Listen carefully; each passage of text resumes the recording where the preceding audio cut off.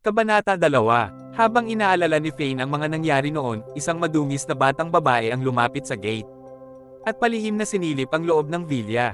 Napakapayat ng batang babae. Tila nasa 4 hanggang 5 taong gulang pa lamang siya at bahagyang madilaw ang kanyang balat. Tila kulang siya sa nutrisyon. Ang batang ito, pareho sila ng mga mata ni Selena. Hindi mapigilan ni Fane na ngumiti noong makita niya ang cute na itsura ng batang babae. Lumabas ang isang kasambahay ng pamilyang Taylor. Tumingin siya sa mga gwardyang nakabantay sa pintuan at hinailan niya ang batang babae sa isang sulok. Maaaring dahil sa pagkakahawig ng bata kay Selena, inusisan ni Fane ang bata. Dahan-dahan siyang lumapit sa kanila. Kasunod nito, nakita niyang dahan-dahan na naglabas ng 2 pirasong tinapay ang kasambahay mula sa kanyang bulsa at iniabot ito sa bata. Kylie, 2 lang ang meron ako ngayon. Salamat ate. Nilunok ng bata ang kanyang laway kasabay ng pagtunog ng kanyang tiyan. Halatang gutom na siya. Dali, kumain ka na. Tinapik ng kasambahay ang bata sa ulo. Hey, napakasama talaga niyang Master Taylor. Hindi. Iuwi ko to at kakainin ko kasama ni mommy, lolo at lola. Kinuha ng batang babae ang mga tinapay at ngumiti.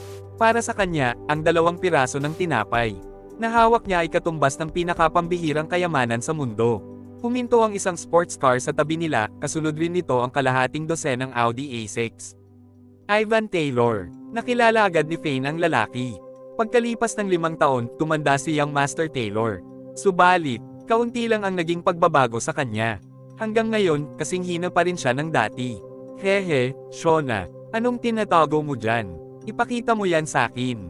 Ang utos ni Ivan habang nakangiti. Wala. Paulit-ulit na umiling ang kasambahay.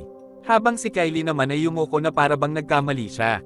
Kylie, anong inabot ng magandang ate na to sayo? Yumuko si Ivan at tinanong ang bata. Hindi ko sasabihin. Masama ka. Isa kang masamang tao. Tumingin si Kylie kay Ivan at itinikom ang kanyang bibig. Ako, masamang tao. Natawa si Ivan. Sinira ng nanay mo ang pangalan ng pamilyang Taylor noong ipinanganak ka niya. Yung nanay mo ang masama. Pagkatapos nito, tumayo si Ivan at tumingin sa 2 gwardya. Shona, walang hiya ka. Ang lakas ng loob mo na bigyan ng pagkain ng bastardong to. Gusto mo na bang mamatay? Ngumisi si Ivan at sinampal ang pagmumukha ni Shona. Huwag mong saktan si ate. Agad na kumapit sa binti ni Ivan ang bata at kinagat ito matapos niyang makita na sinaktan ni Ivan si Shona. Napasigaw si Ivan at ninudmud niya si Kylie sa lupa. Pinanganak ka ba sa Year of the Dog? Ikaw na aso ka. Ang lakas ng loob mo na kagatin ako. Masama kang tao. Napakasama mo. Nangudmud si Kylie sa lupa at umiyak. Heto yung tinapay na binigay sa'yo ng ate mo. Sige na, kainin mo na. Tigisa kayo ng ate mo. Kasunod nito, itinapon niya sa lupa ang tinapay at pinagtatapakan ito. Pagkatapos, sinabi ni Ivan na, kung hindi mo to kakainin, babaliin ko ang mga kamay niya at pati na rin ang mga kamay mo. Young Master, kakainin ko to. Huwag mo nang pahirapan ng bata, pakiusap. Nagmamakaawa ako sa'yo. Anak pa rin siya ng pinsan mong si Miss Selena. Lumuhad si Shona at dinampot ang mga tinapay. Kaawa-awang tumingin si Shona sa mapagmataas na si Ivan. Anak ni Selena. Noong marinig niya iyon, naguluhan ang isip ni Fane. Paano nagkaanak si Selena? Higit pa dito, anak ni Master Taylor si Selena. Paanong naging pulubi ang anak niya? Di ba sabi niya hihintayin niya ako? Posible kayang nagpakasal siya ulit pagkatapos kong sumabak sa digmaan. Namula ang mga mata ni Fane. Napuno ng pait ang damdamin niya at pakiramdam niya ay utu-uto siya. Umasa siyang hihintayin talaga siya ni Selena. Haha, matagal nang namatay sa digmaan ng tatay niya. Isa lang siyang bastardo. Bukod pa dito, peke ang naging kasal ni Selena sa walang kwentang delivery boy na yon. Pero nagpabuntis siya sa basura na yon. Sinabihan namin siya na ipalaglag ang bata pero nagmatigas siya at pinili niyang ituloy ang pagbubuntis niya.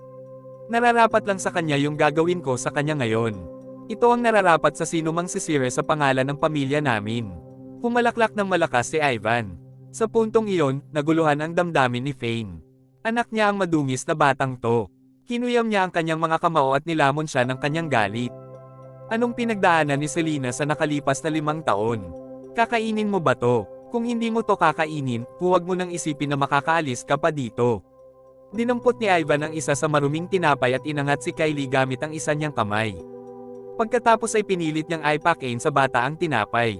Ang sama mo, hindi ko yan kakainin.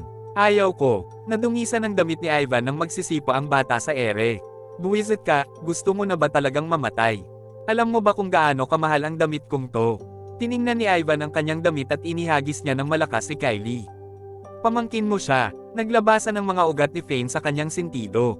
Maliit lang si Kylie, siguradong masasaktan siya sa pagkakahagis sa kanya. Humakbang si Fane, pagkatapos ay naglaho siya at sumulpat sa harap mismo ni Ivan upang saluhin si Kylie. Nagulat si Kylie. Idinilat niya ang kanyang mga mata at tumingin sa matapang na lalaki. Uncle, sino ka? Halata ang takot sa mga mata ni Kylie habang tinititigan niya si Fane. Huwag kang matakot, Kylie. Wala nang magtatangkap ang manakit sa'yo o sa nanay mo. Lamambat ang puso ni Fane nang makaramdam siya ng lukso ng dugo. Hawak niya ang kanyang anak. Ito ang anak niya kay Selena. Sino kang buwisit ka? Anong karapatan mo namang himasok sa problema ng pamilyang Taylor? Nainis si Ivan sa mga nangyari. Sa loob ng 5 taon, malaki ang pinagbago ni Fane. Mula sa pagiging isang simpleng delivery boy, siya na ngayon ang natatanging supreme warrior ng Daxia. Hindi siya agad nakilala ni Ivan. Talagang mangingialam na ako ngayon. Tumingin ng masama sa kanya si Fane. Nagdulot ng matinding takot kay Ivan ang kanyang aura na nadungisan ng napakaraming dugo.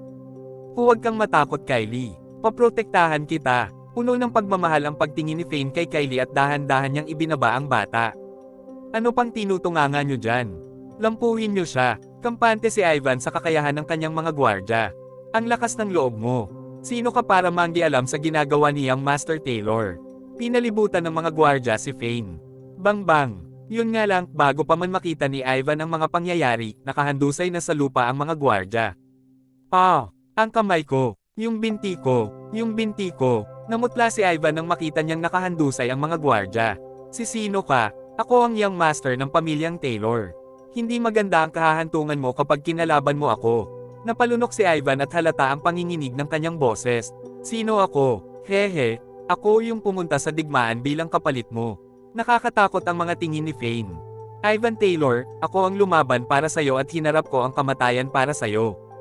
Ilang beses akong muntik mamatay, pero nandito ka ngayon at pinipilit mong pakainin ang anak ko ng tinapay na tinapak-tapakan mo. Ikaw si Fane. Imposible. 5 taon kaming walang balita sa'yo. Paano ka nabuhay? Takot na takot si Ivan. Hindi lamang ang pamilyang Taylor ang nag-isip na patay na siya, kundi pati na rin ang buong lungsod ng Middle Province. Ayon sa mga balita, masyadong brutal ang naging digmaan at napakarami ang namatay. Pasensya na, pero kakampi ko ang tadhana, hindi ako maaaring mamatay. Sumanghel si Fane. Pagkatapos ay sinipa niya si Ivan. Napaluhod si Ivan sa lupa at napasigaw siya sa tindi ng sakit. Kainin mo yung mga tinapay na yan. Kung hindi mo gagawin, wala na akong pakialam kahit na pinsan ka ni Selena. Tatagterin kita ng parang hayop. Dinampot ni Fane ang maruming tinapay at ibinato ang mga ito kay Ivan. Puno ng galit at walang makikitang bahid ng awa ang kanyang mga mata.